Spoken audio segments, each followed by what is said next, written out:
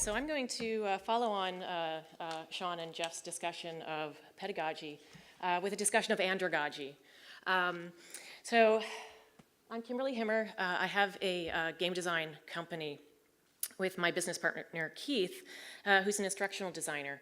And we're a company dedicated to the design and development of serious games for training and education. Over the past few years, we've found ourselves working with some amazing experts in the realm of cultural property protection. So as a result, we have a couple games that we've built that focus on training those skills. And my email and Twitter handle are up there. You can also find us online, LinkedIn, Facebook, we're there.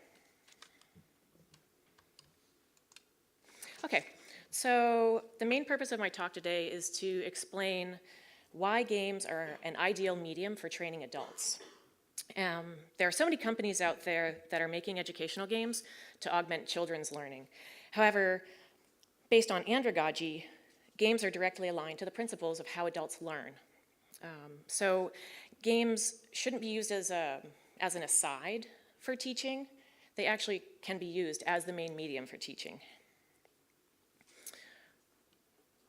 So I'll briefly discuss how games operate as systems and why that makes them ideal for the adult learner. And I'm also just going to give snippets of our design process throughout, just so you can see how we've folded this into our actual game design and when we make our games. And really, by the end of my talk, I want everybody just to understand and appreciate that games aren't just entertainment. And I really hope that you understand that games are not child's play. So we typically throw around the word pedagogy when talking about learning. However, adults and children learn in very different ways. Pedagogy as an educational model was developed by monks centuries ago and was focused on the dissemination of basic skills. The content was didactically provided, and the teacher is in control of the entire evolution, and it's that teacher that determines the success or failure of that student. Grades or other external factors drive student motivation, along with the expectation that this information will be of some future use to the student. Andragogy, on the other hand, is based on Plato's teachings. The theory's basis is grounded in the adult's lifelong necessity to learn. So according to Malcolm Knowles, who is regarded as a premier theorist on andragogy, he wrote that the adult learner is self-directed, has a reservoir of knowledge that he wants to relate new learning. He's motivated to learn out of responsibility for his social role or of maybe a position that he wants to attain, like that next promotion. But adults, he also said, do not appreciate being taught like children. And actually, he found that adults frequently resisted any kind of learning that adhered to pedagogical principles. So how can we harness andragogy for training? So training needs to be self-directed. Give him the latitude to explore a topic in a way that makes sense to him. Don't make it teleological. Let it branch. He has to be able to explore in a way that makes sense to him. The learning must also be experiential. It has to be a discovery process. And through that process, the learner retains that information for much longer than traditional methods of learning. The process is also integral to the overall success of the adult learner. The learner must be allowed to problem solve and perform tasks. And then he must be an active participant. Then there also has to be some way for him to self-evaluate his growth. Instead of the teacher telling him that he gets an A or a C, he has to be able to kind of internalize that process and know for himself that he's learning and he's growing. And finally, the motivation. The adult learner has to be intrinsically motivated, internally motivated. So how do we do this? And it's through games. Okay, so what is a game? First and foremost, games are fictional. They may look like the real world, but when we enter into a game, we do not assume that the game world operates the same as the real world. There are goals, implements, rules, a feedback system, and that voluntary participation. Games provide the player with volition and agency. As I said, games are also about problem solving. They put players in ambiguous and uncomfortable situations. And as a result of this ambiguity, they also provide a safe space for creativity, experimentation, and most importantly, failure. As a learning tool, this is what makes games so effective. When we enter into a game, we know we are going to make mistakes. It's only through failing that we learn how to do something correctly. So it's reframed in a positive light within a game. And we actually need to fail in order to win. So games are, the reason why games are so effective as a learning platform is because they are complex emergent systems. They're a product of coupled interactions, context-dependent interactions, and you can describe all of the rules, but you cannot describe all of the outcomes from that set of rules. The behavior of the system cannot be determined purely by adding up the behaviors of each of its parts. So this results in a nonlinear system. And this nonlinearity is what fills the game environment and that game system with potential. And that's why that makes games an optimal training platform for adults. So let's look at soccer, football. As a game, it's emergent and complex because no two soccer matches are the same, even between the same two teams. That's because the system evolves and changes according to the situations within the game itself. This recursive application of the rules by the objects within the system changes the internal relationships. And those relationships are always context dependent. An action within the system does not always result in the same output. So, and it totally depends on what the other objects within that system are doing at the time. So now I want to go on and talk about games as andragogy. So self-directed. Because games are fictional, they always possess a degree of ambiguity when the player first enters. While games may look like the real world, the player never enters into the game assuming that the rules directly mirror that of his world. The ambiguity helps create a productive learning environment because the player must be open to learning more about the game world he has just entered. As a result, games are exploratory spaces, which also appeals to the adult learner. By giving the player the latitude to explore the game world however he chooses, it appeals to the player's need for volition and agency. So this character of games aligns with andragogy because, as discussed earlier, the adult learner needs to self-direct his own learning experience. He doesn't want to be spoon-fed. The non-teleological characteristics of a game gives the adult learner the ability to write his own learning narrative, and it's not dictated to him.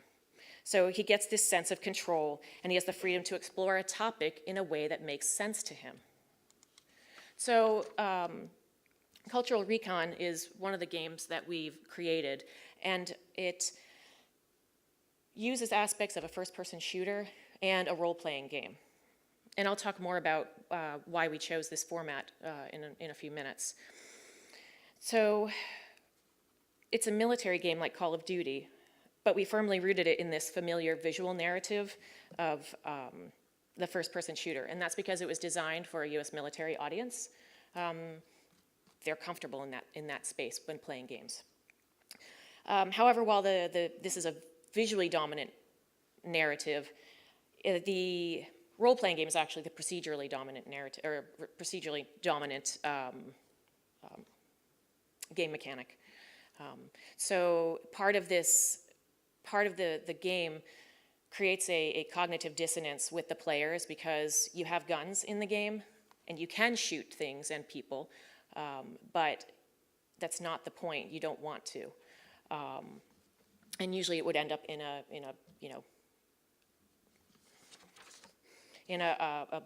lower score or even an end state.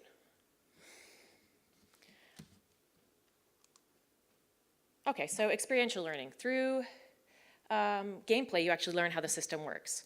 You might know the general rules of the game, but you only learn how those rules govern the system once you begin to play. So for a learning game to be andragogically sound, the learning objectives must be intrinsic to the system of the game. So you want to let the player do, you don't want to tell them.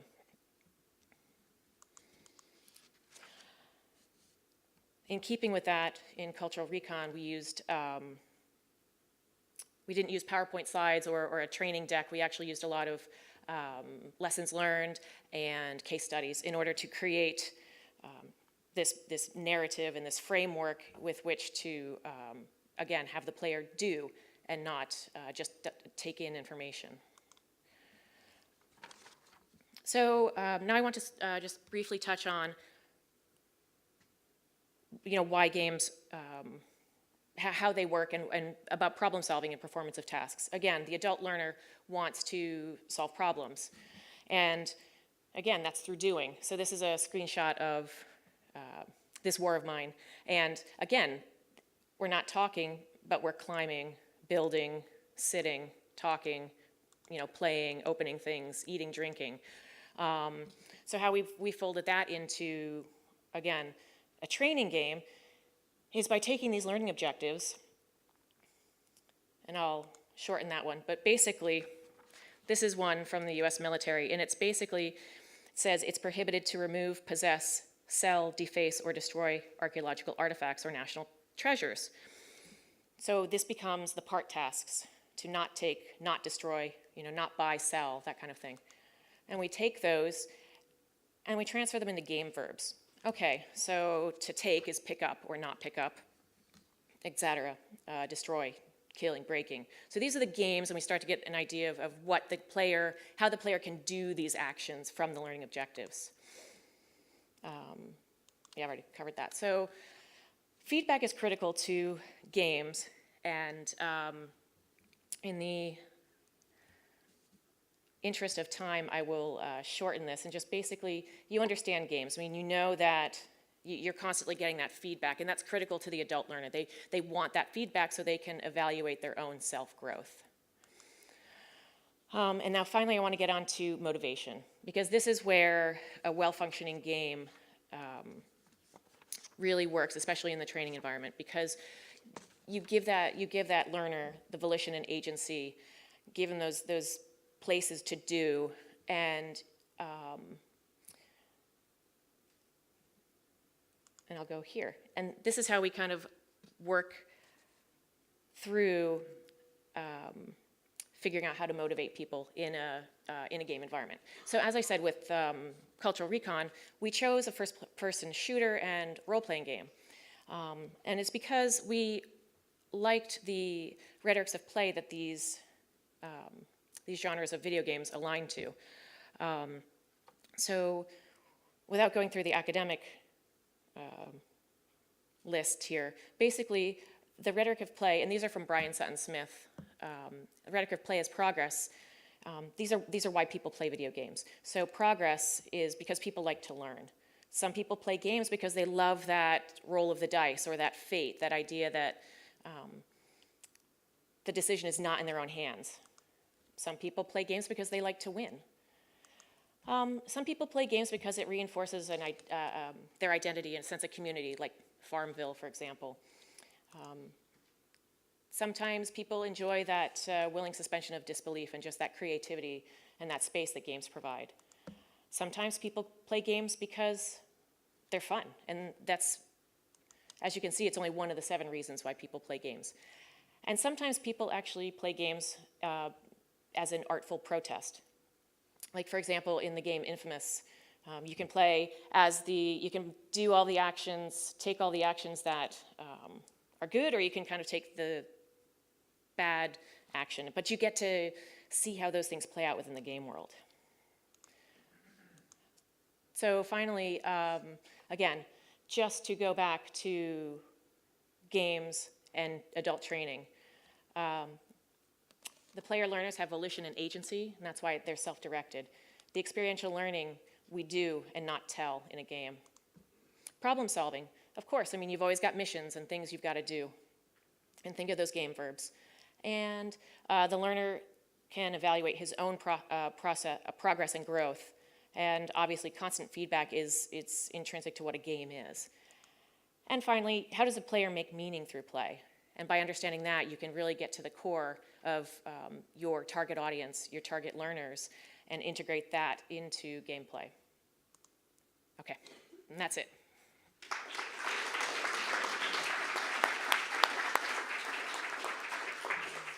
Thank you very much, Kimberly. Yep. There is time for a question. Yep. Okay.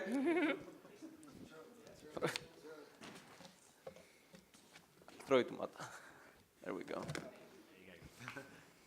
Okay, thank you for the wonderful talk. I wanted to ask, do you think if you would design a game by all these principles, wouldn't it also work perfectly for children? Or do you think that this is something that really works for people above a certain age, and that children under a certain age need a different kind of, that they still need pedagogy in its classic sense? It's a good question, and actually the last time I spoke about this topic, somebody specifically asked me, what age does andragogy start in pedagogy? And I mean, I guess I'm more talking about somebody who's out in the workforce, who has already come out of university or any kind of school classroom environment. So, and this is about kind of that continuing education. As far as, I mean, is this still an effective way to think about children's games, educational games? I mean, I think it's a easy way to break it down so that you can break down any kind of game design, especially when you're trying to talk about learning and not just the pure enjoyment or entertainment value, because you're always going to have learning objectives, and that you have to somehow impart upon that learner. So I guess in that perspective, it could still work. If that's answered the question, I'm not sure. Okay.